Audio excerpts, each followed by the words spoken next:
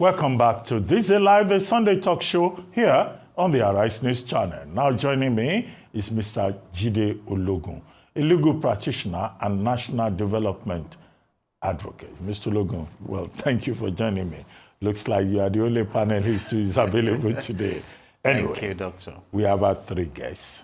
Mr. Dankunle talking about the distribution plan of Dangote Refinery going all the way to the downstream. We have also had Major Mohammed retired, Mohammed Bashir retired, who was talking about the security problems from Benue to Kebbi to Kano, and specifically President Tinubu's visit to Benue and what can be done going forward, whether we need state police or not, and whether the security agencies are alive to their responsibilities or not, and whether all that President Tinubu did in Benue was to just, spew rhetoric, but he thinks that the visit itself is important. And then we talked about the situation. Who was this third guest now? Artifacts returned Artifacts, from Netherlands. with Professor Peju Laiwola, Professor of Creative Arts at the University of Lagos, currently in the state of Iowa, in the United States. The 119 artifacts returned by the Netherlands to Nigeria. Big ceremony yesterday. And she being a professor and also having, a special interest in the subject as a scholar and also somebody who is personally an artist, she was able to cover the field. What's your reaction to these three stories? Thank you very much. Let's start from the business angle, talking about the Dangote strategic plan to deliver products by putting into the business space some trucks powered by CNG. And some are happy about that, talking about the marketers, that it tends to have the potential to reduce the cost, which eventually will bring down the pump price of petroleum, and that they are not likely to experience the shock that comes from, because if Dangote delivers, then they can adjust their pump prices, and even the bankers that finance their businesses will be part of the narrative. And I think that's a good one. But Petroan is not comfortable with this, afraid that this may introduce a monopoly whereby those who have invested in trucks, those who have been delivering products to some major stakeholders may be knocked out of business. And what I have to say in respect of that is that a wise man said you can either live in one of two ways, by default or by strategy. And I think that by this, frontal approach that Dangote is bringing, he's just been strategic. It's what we call a forward integration in business. To say, okay, now I have invested in the refinery business, the biggest in Africa, and it must be sustained.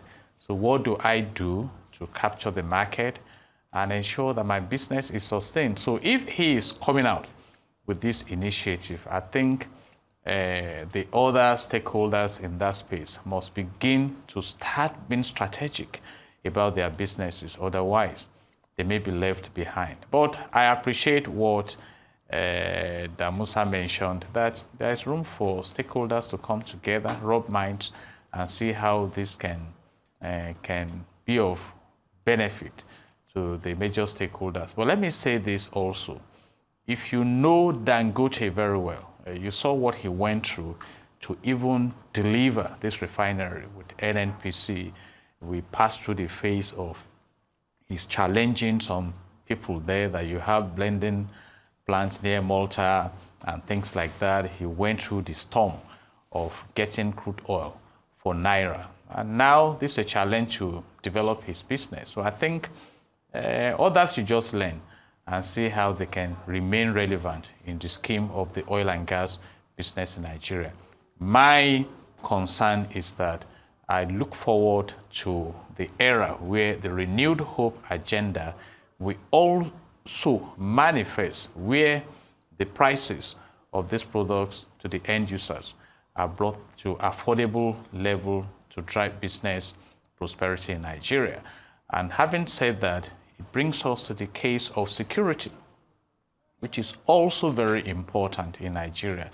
And I can only just wish the government the best. You see, I am disturbed when we come to the point where those who are expected to carry out legitimate assignments are perhaps being persuaded or being asked, why have you not done this? You know, the president asking, why have you not done some arrests? But I will keep making reference to the Nigeria we know, where some people are so powerful, and even though we know the troublers of the land, they are likely to be in the category of the untouchables. I mean, Nasir El-Rufai is still around.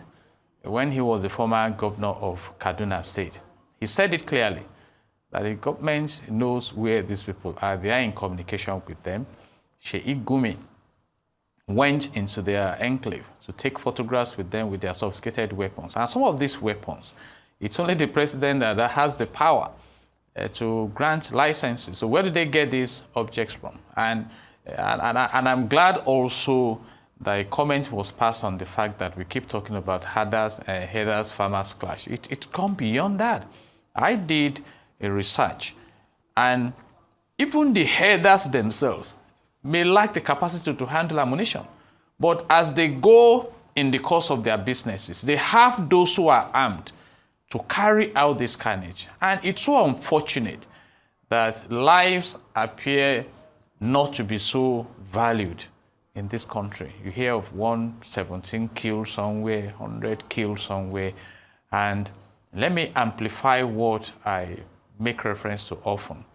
Section 14, subsection 2 of the Nigerian Constitution 1999 as amended, that says that the security and the welfare of the citizens shall be the primary purpose of government. And I'm asking, Mr. President, who also is the Commander-in-Chief of the Armed Forces, you have the prerogative under Section 5 of the Nigerian Constitution 1999 as amended to secure the land, to ensure that the welfare is not threatened. We have the effects of this in food insecurity, on putting people into poverty, and keeping people under fear. So I hope that those who are saddled with the responsibilities will wake up. And I know we have over 40 law enforcement agencies in Nigeria that can collaborate to secure the land. And you know, having said that, that brings us to the artifacts that were returned from Netherlands. As far back as 1897, the Benin Kingdom was, the king then was sent into exile for about 6 months, and those things were looted.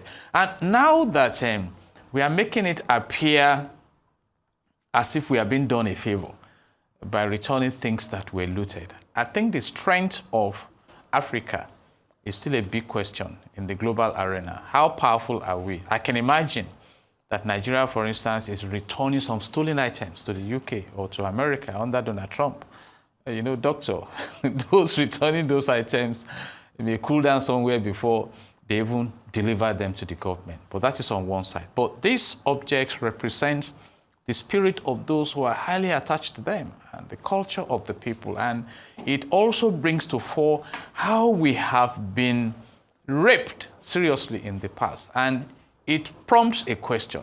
Are we going to remain in the effect of those days of colonialism, or are we going to rise up and develop our societies, our countries, our continents to the point where we also can boast of being superpowers in the world? I know at a point the UK returned about 72, and I think Germany is even promised to return about 1,000.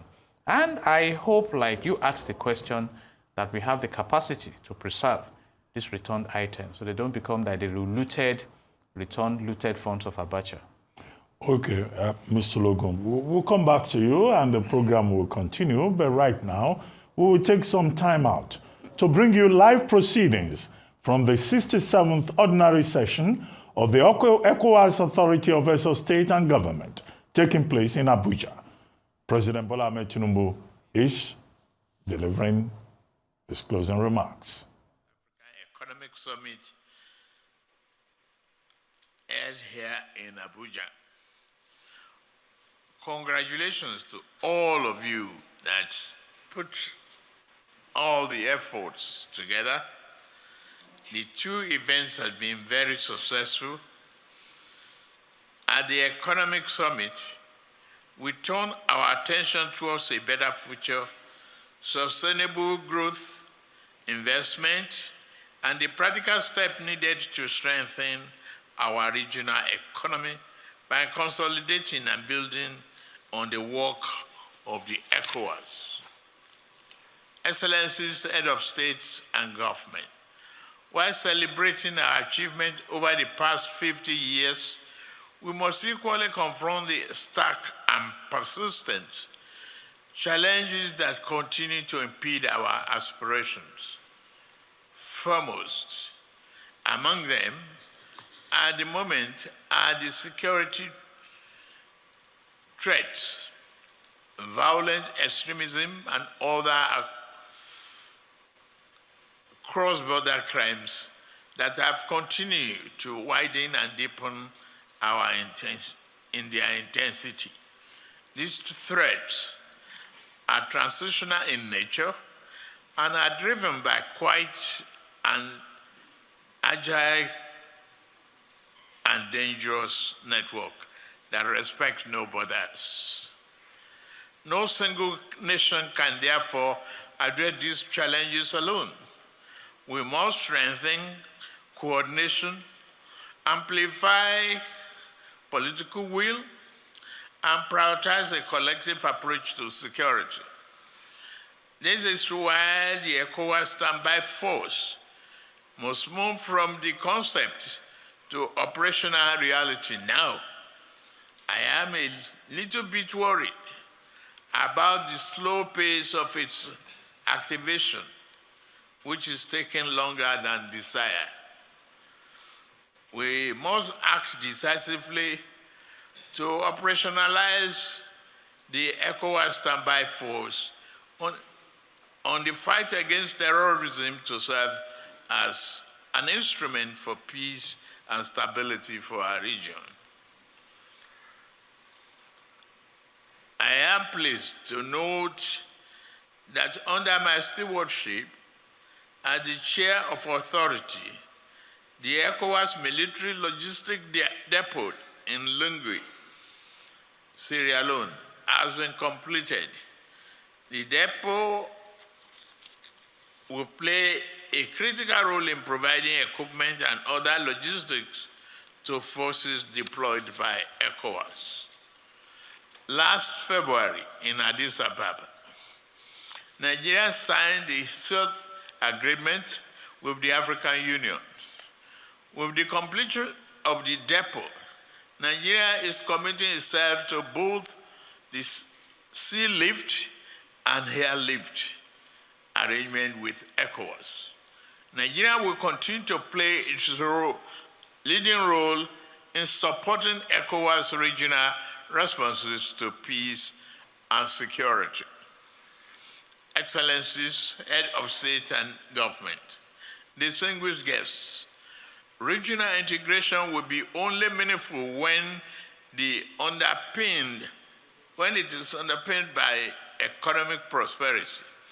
As we discussed at the West African Economic Summit, our intra-regional trade remains low, even as we possess the potential to be an economic powerhouse in the continent. We must create the enabling environment, empower the private sector, remove trade barriers, and create the conditions necessary for industry and entrepreneurship and innovation to flourish. We commend ECOWAS for implementing fundamental policies such as trade liberalization scheme, the common external tariff, regional investment code, and protocol of free movement of persons, goods, and services. These initiatives are cornerstone of our ambition to create a seamless borderless regional market that benefits all the citizens, especially the youth. To this end, as part of ECOWAS 50th anniversary, Nigeria with ECOWAS Commission has already hosted a first ever trade and investment forum, which witnessed participation of all major economic groups and companies in the region. We must create more platforms for the private sectors to not only network, but collaborate and complement one another. It is my expectation that the outcome of the economic summit will feed into ECOWAS summit, having also identified the gaps and challenges of implementation. Despite some challenges, ECOWAS has remained a veritable model of regional integration in West Africa and elsewhere. In addition to this, a lack of political will to see through our collective decisions, our greatest challenges are now located in the realm of political governance. The threat of insecurity, terrorism, climate change, and transnational crimes, democracy has continued to persevere in the region with the situation in the Alliance of Sahelian States, AES countries. Under my chairmanship, I've deployed all diplomatic means to engage and dialogue with our brothers in Burkina Faso, Mali, and Niger. I am confident that before too long, they may return to the family as we leave our doors open for the unity, solidarity, and shared vision of ECOWAS of the future. Your Excellencies, Head of States and Government, distinguished guests, our region's greatest asset is its people, particularly its youths, who represent the majority of our population. Their talents, creativity, and drive must be harnessed for development. We must invest in education, create sustainable jobs, and foster an environment where innovation and digital transformation can thrive. In doing so, we not only unlock economic growth, we also inoculate our societies against the recruitment efforts of extremist groups and criminal syndicates. Similarly, we must mainstream gender equality in our development agenda. Women are not merely beneficiaries, they are agents of change and social transformation. Their full and active participation in economic and political life is indispensable to building just, inclusive, and resilient society. Regional integration is incomplete without physical and digital connectivity. We must fast-track the implementation of strategic infrastructure projects, including roads, railways, cross-border energy systems, and broadband connectivity. Projects like the West African Gas Pipeline, the West African Power Pool, and the Abidjan-Lagos Corridor Highway are not just symbols of regional ambition. They are also catalysts for economic transformation. This project will unlock new opportunities, connect isolated communities, and improve the living conditions of citizens of the community. We must also embrace the digital economy as a core pillar of our integration efforts, expanding broadband access, promoting digital literacy, and building secured, interoperable platform for e-commerce and digital financial services. We enable our entrepreneurs, especially young innovators and women, to participate fully in the global economy. To make all of this a reality, we call upon our developmental partners, financial institutions, and private sectors to deepen their engagement. Public-private partnerships will be essential to bridge the infrastructure gap and accelerate implementation, timeliness, and our commitment must be matched by resource mobilization, policy harmonization, and efficient cross-border coordination. In this regard, our private operatives and entrepreneurs from our region and within the African continent and our diaspora community have a special role to play. Your Excellencies, Head of States and Government, distinguished ladies and gentlemen, I am saying in conclusion why I once more appreciate the presence of each head of state's government and their representative as well as our partners. Each delegate and each stakeholder represented here today, I urge you to meaningfully engage in critical deliberation to discuss the various reports and memorandum before us for the benefit of our community and a stronger ECOWAS region. Together, let us craft a roadmap for a more secure, integrated, and prosperous West Africa. With these few words, I formally declare the 76th ordinary, 67th ordinary session of this authority of head of state and government of ECOWAS open. Thank you.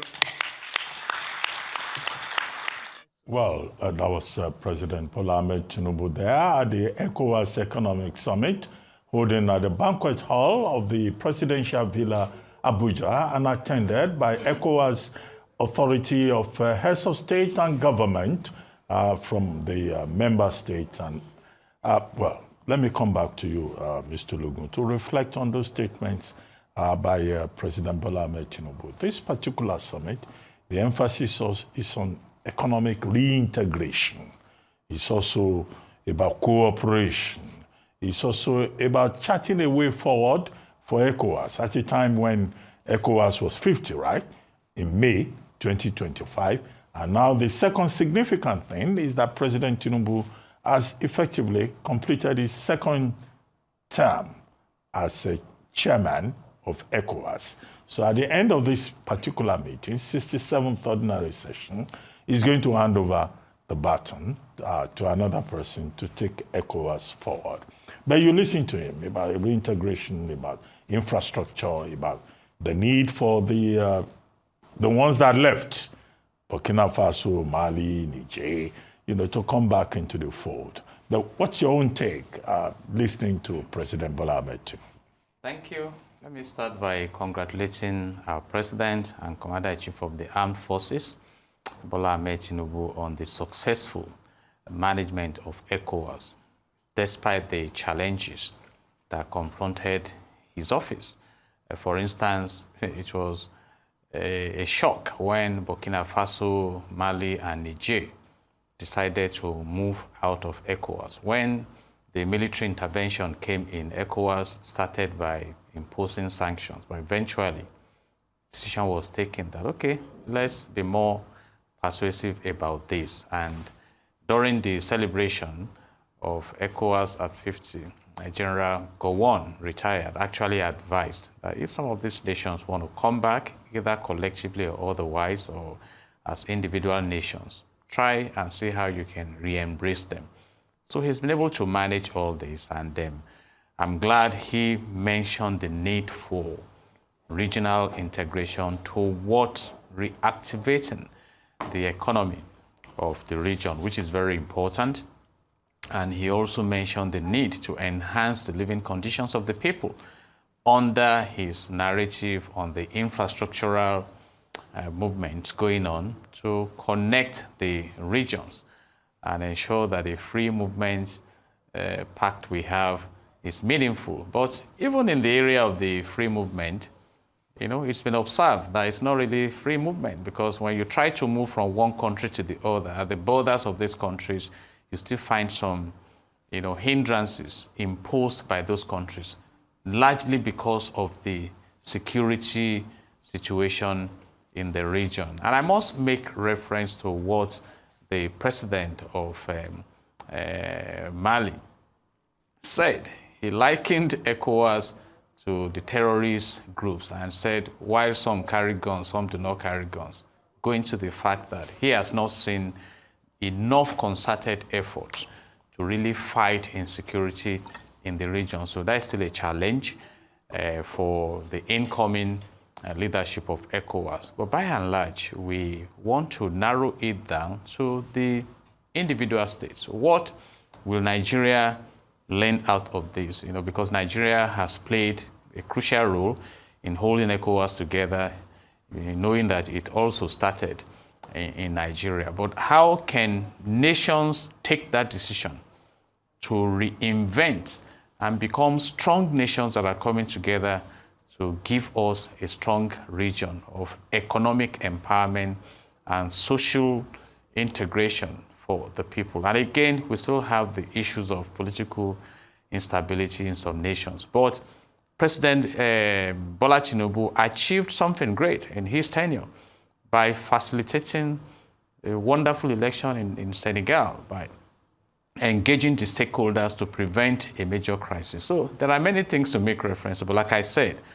I congratulate him for landing the aircraft safely. But the president was very optimistic that, the alliance of Sahel states, Burkina Faso, Niger, Mali, that, they will return to the family. Hopefully. To use this expression. But some you other... think it's over-optimistic? Some other global powers are showing interest because, that region is saying, no, we don't want our former colonialists. But on the ground, you have nations like Russia that are trying to support some of these, that, okay, if you are not interested in the Western powers, we are there for you, because the world is crafted in a way that you cannot dwell in isolation. And that's why we have the United Nations Development Goals. So I think Nigeria should also leverage on this, look at nations that are willing to develop.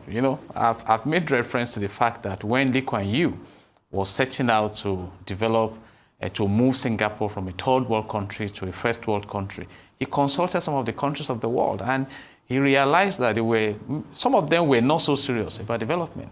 I mean, Singapore left Malaysia in 1965, 5 years after we got our own political independence. And the man went to embark on that vision, and today he has made a huge success story of development in Singapore. So I hope that this renewed hope agenda will be an opportunity for President Tinubu also to pick Nigeria up from where it is. Because the Chinese have a saying that the best time to have planted a tree was 20 years ago. The next best time is now. So he has the baton now. And now that he's stepping down from Chinese language. So now that he's the president and commander-in-chief of the office of the armed forces, my prayer for him that in his own time there will be a paradigm shift for Nigeria to move us in the direction of prosperity that we are over-resourced for, because God has blessed this country in overflowing measures. So, and now that he's stepping down as the chairman of ECOWAS, we have more time to focus on Nigerian challenges. So congratulations once again to our President and Commander-in-Chief of the Armed Forces, Asiwaju Bola Ahmed Tinubu. Jagaban Bongo. Okay. On that note, Mr. Ogun, let's take another short break here on This Day Live, the Sunday talk show. Stay with us. When we return, the conversation will continue.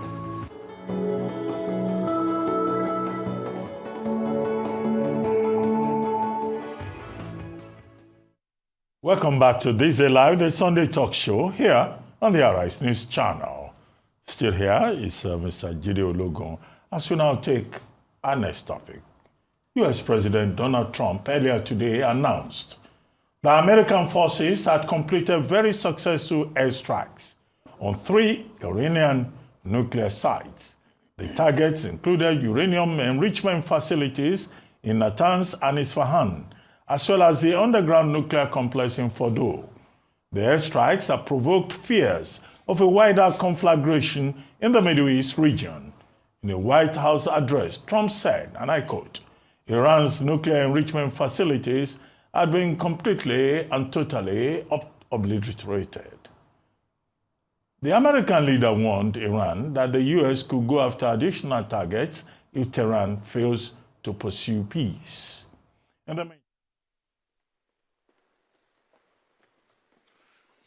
Thank you very much. A short time ago, the U.S. military carried out massive precision strikes on the 3 key nuclear facilities in the Iranian regime, Fordow, Natanz, and Isfahan. Everybody heard those names for years as they built this horribly destructive enterprise. Our objective was the destruction of Iran's nuclear enrichment capacity and a stop to the nuclear threat posed by the world's #1 state sponsor of terror. Tonight, I can report to the world that the strikes were a spectacular military success. Iran's key nuclear enrichment facilities have been completely and totally obliterated. Iran, the bully of the Middle East, must now make peace. If they do not, future attacks will be far greater and a lot easier. For 40 years, Iran has been saying death to America, death to Israel. They have been killing our people, blowing off their arms, blowing off their legs with roadside bombs. That was their specialty. We lost over 1,000 people, and hundreds of thousands throughout the Middle East and around the world have died as a direct result of their hate. In particular, so many were killed by their general, Qasem Soleimani. I decided a long time ago that I would not let this happen. It will not continue. I want to thank and congratulate Prime Minister Bibi Netanyahu. We worked as a team like perhaps no team has ever worked before. And we've gone a long way to erasing this horrible threat to Israel.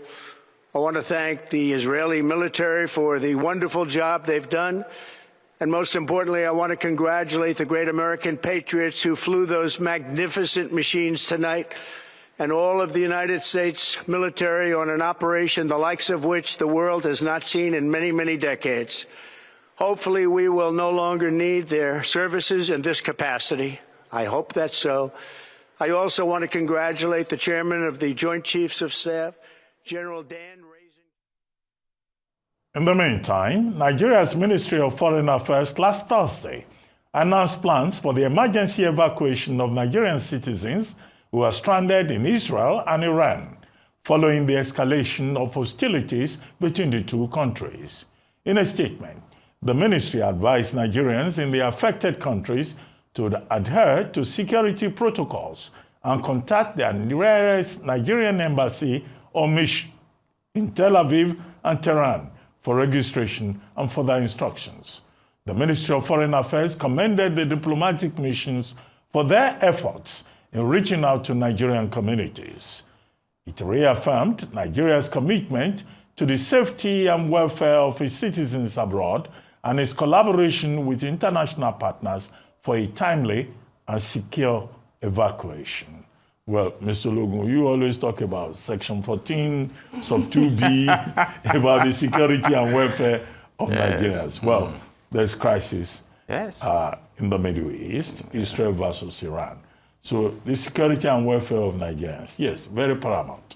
after the fashion of other countries, UK, US, who have advised their citizens to leave the troubled zones, after the fashion of the fact that airlines have stopped flights to Iran and Israel airspace, and then, of course, this big issue about the escalation of crisis. Some people have said this looks like World War III is here. But what is certain is that global peace is at risk. Global peace is disrupted. What do you think is going to happen? Thank you very much. I'm glad the country is making efforts to evacuate the citizens, and I hope that is done quickly, except for the fact that some Nigerians may choose to remain there for obvious reasons. We've had that in the past. To remain in a theater of war? Yeah, it happened before when the government was trying to evacuate. They said, no, let's remain here in comparison with the home scenario. But it's good for you to move in the direction of safety.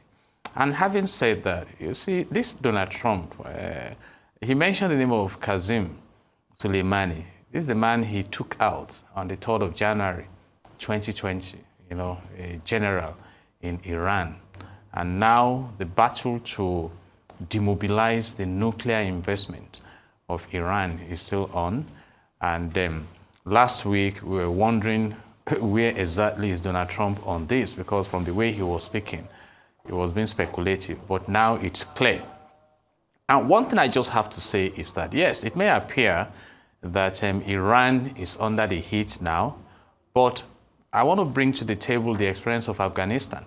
When Donald Trump got to office the first tenure, one of the first things he did was to drop Moab. Moab is mother of all bombs, invested in by US. In Afghanistan cave, and thinking that was the end of the Taliban.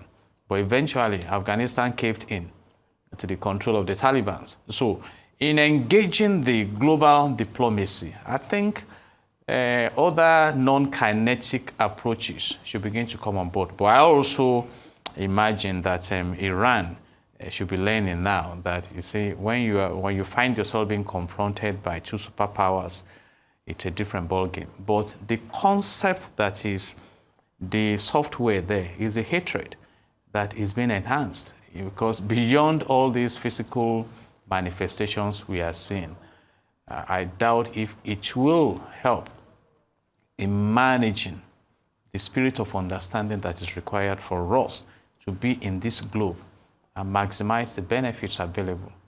And on that scale, I may be prescribing the Jeffkins transfer process in public relations to these international communities, where you can transfer your hostility to acceptance, and then, you know, and let's see. But it appears that the world is just wired for crisis. You see, the Russia, Ukraine, and all. But now the Iranians also have threatened that some American facilities and citizens' enclaves in Iran have become legitimate targets. And that is another worrisome situation. So, and a wise man said, you may be able to tell the beginning of a battle, but not likely to predict when and how it will end. You know, many thought that the Russian-Ukrainian war was going to just last for a few months, but here we are.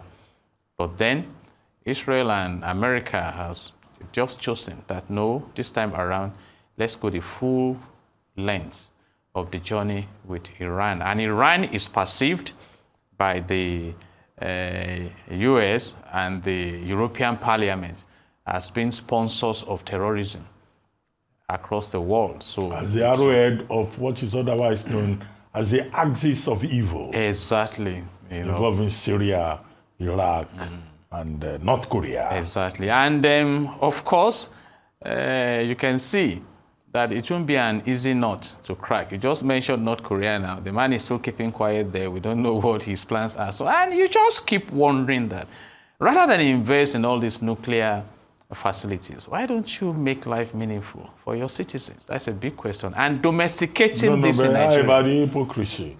I mean, why should one country have nuclear power And it is not good enough for other nations. As Israel has. Israel is also a nuclear power. And so, I mean, the United Nations Charter talks about the equality of states. Exactly. But in reality, the states are treated as if they are unequal. Very quickly, because you have limited time. Nigeria has said, okay, report to the embassy, we are ready to evacuate you and all that. The major issue with Nigeria is always logistics. What advice will you give the Ministry of Foreign Affairs? How do you bring the people back home? It's not enough to just issue a press statement. Airspace is closed, so how are they going to evacuate people? Very briefly. In the case of Ukraine, what started happening was movements by land to some other countries that let them not think that they are waiting for airpeace. The airpeace will bring plane, or another aviation company will bring aircraft. Dr. Ruben, you are closer to the corridor of power, so no, I'm working you are a veteran, so now. But I believe that for those who really want to escape from the war theater, they will find a way, and of course, it will be a very wonderful testimony if our nation rises up to defend the interests of the citizens who have been caught. Well, where there is will, fireworks, there's there will be a way. Definitely. We'll find a way if there is the will to do something. Thank you very much, You're welcome. Mr. Ologun. You've been watching This Day Live, the Sunday talk show here on Arise News. I'm Ruben Abati. From my entire team here in Lagos, it's bye for now, and thank you very much for watching.